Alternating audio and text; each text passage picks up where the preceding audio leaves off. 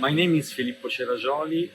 I'm working for an American organization called Parlay for the Ocean. I'm in Europe, their correspondent for partnership and collaboration. And the scope of Parlay is to bring state, private subject, companies working on the same field, that is ideas and strategies to respect the ocean. We are here today aiming to discover what more can be applied to sport events that we used to support also through the collaboration that we have ongoing. We really would like to do our part to increase the perception and to be part of what's supposed to be exploited and developed in that respect. Because what we want to do in the sea and what's supposed to be sport is going to be a life choice for everyone that is willing to live his life, trying to develop a better future.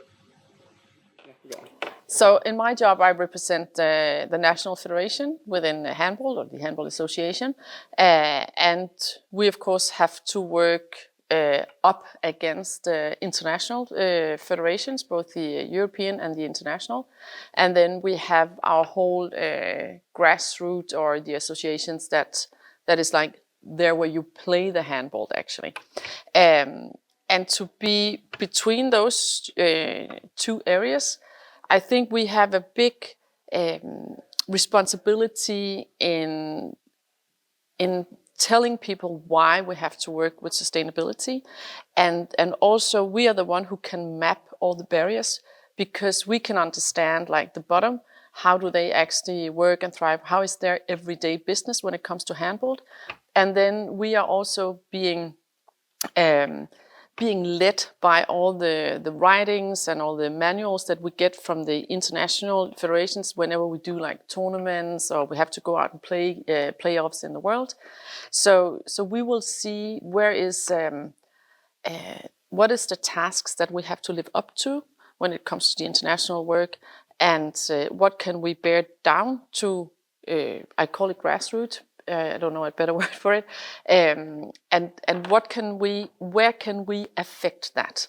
So that is the big question for us. So we try to challenge what we can challenge when it comes to the international federations, and we do that by asking them questions. So does this make sense? We have a thing with this third player's jersey that we have to bring to our World Cups and our European Championships. And it doesn't make any sense, because you have to play in either a light sweater or a light jersey or a colored jersey. So you don't need a third colored jersey. So we just start, because we know we cannot just say that we won't do it, because it's just part of the manual. We have to do it. So we ask them, why? Can it be optional? Can we do it another way?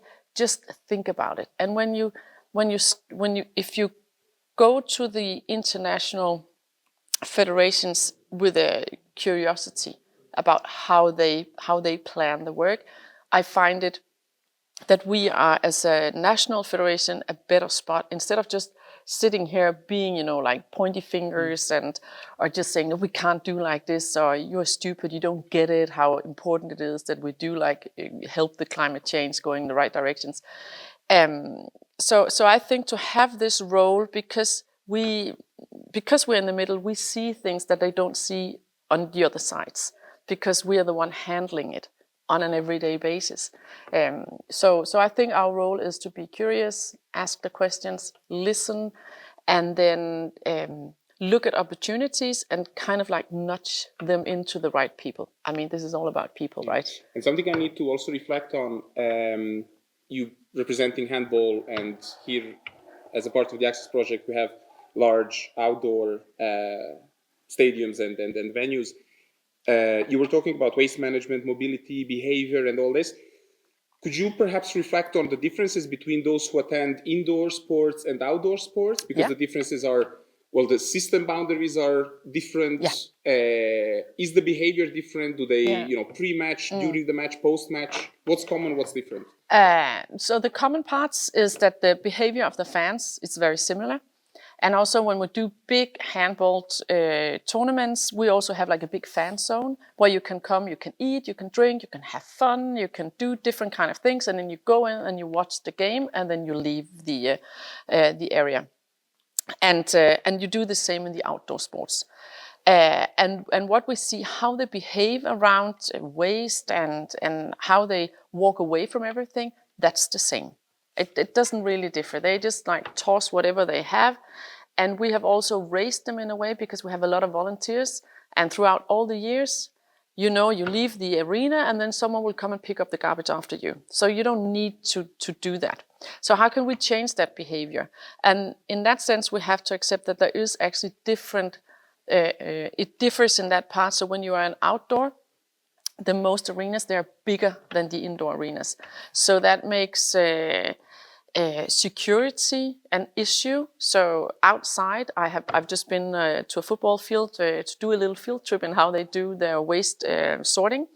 And they were not able to put up waste bins so that you easily have an access to get away with your waste. Because due to fire and due to getting people out very fast and very easily, you cannot put up all these big bins, and you have them in the waste sorting. It means that you have to have 6 bins standing there for different kinds of waste. They're not allowed to do that due to the fire departments. When you have the indoor arenas, it's another way, because you cannot, when people come outside, they go directly to their cars and they drive away. So you need to have it on the indoor. So they have designed the arenas in another way where you still can get people out, but we're not talking about 30, 40, 50,000 people on the indoor arenas. We only talk approximately around 10 and 15,000. It's an easier amount of people to get out. So therefore we can have waste bins much closer to where they actually have their waste. So in that sense, it's a different way to work around the same behavior.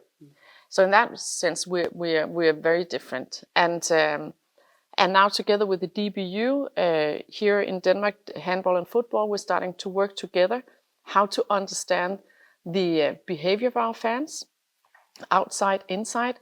What also differs in our sports is that we play handball in the winter. It's inside, and that's also different. And you play the outside sports mainly during the summertime.